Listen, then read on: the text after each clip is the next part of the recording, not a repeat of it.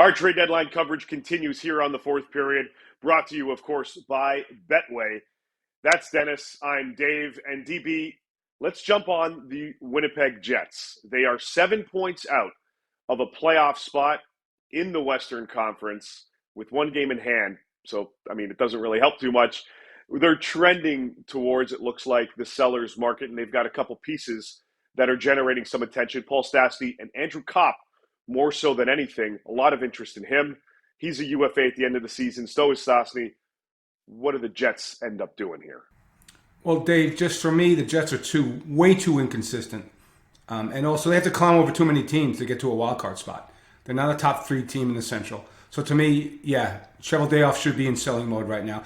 I think 2 effective players. You look at their numbers, and granted, Winnipeg's a more offensively gifted team than the average non-contending team, so the numbers may be a little bit inflated. But I think 2 guys in the middle 6, if you're looking to build your middle 6 for the postseason, I think there could be 2 very effective players.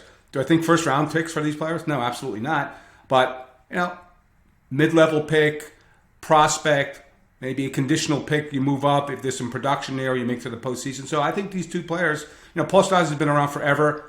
Veteran presence, I think that works, and his numbers are good. Andrew Copp, I really like. He also brings a physical presence to the ice. So I think 2 good options for trade for teams that are looking to bolster their middle 6 going down the stretch. Yeah, I agree with you. I think Copp certainly has, I know he has more value overall. I agree with you from a first-round pick perspective. He's on an expiring deal, and when people kind of bring up, well, what about this player or that player, or Lehkonen, or Coleman or Goodrow from before. Well, those guys had term. They were still controllable.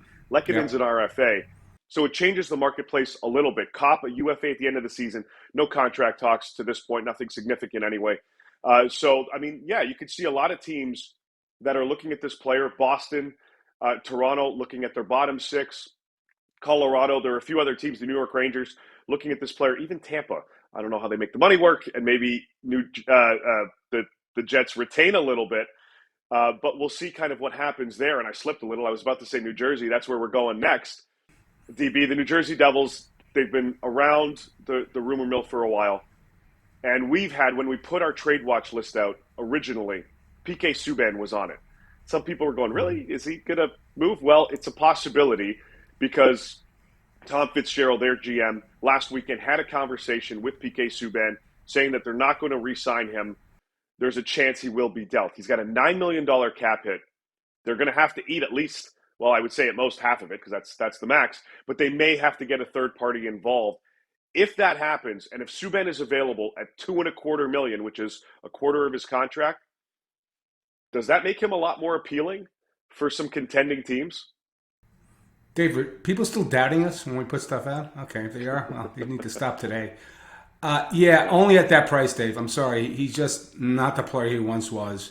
At $9 million, it's just, a way over payment for this player right now. And Dave, to be honest with you, I'm not sure about a chemistry fit with some of these teams. And you look at the slew footing this year. You look at the questionable hits. Like, do I want that? Do I want to put this player in the lineup in the postseason? And if he pulls one of those acts, does he get suspended and I lose him for a couple of games? I'm not sure. I have to be very, very careful with respect to my locker room chemistry to bring in a big-time personality like PK is. And no disrespect to that personality. I love personality.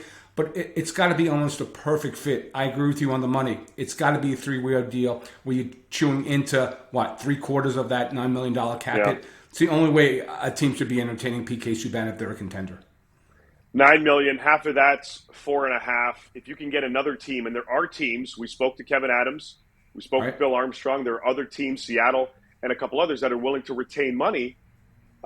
Will they retain a 2.25 in order to get PK at 2.25? And is a team willing to pay that price? That's a lot of money for the rest of the season, even though these teams have that cap space. So something to look out for. If PK Subban is traded, it's probably going to be for a quarter of what his salary is worth in terms of what the retaining dollars are going to be for that team. But DB, something to look out for. Just adding a little bit more spice to the trade market as we inch closer, 11 days to go until the deadline on March 21st.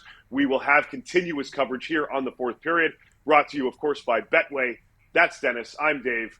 We'll catch you tomorrow.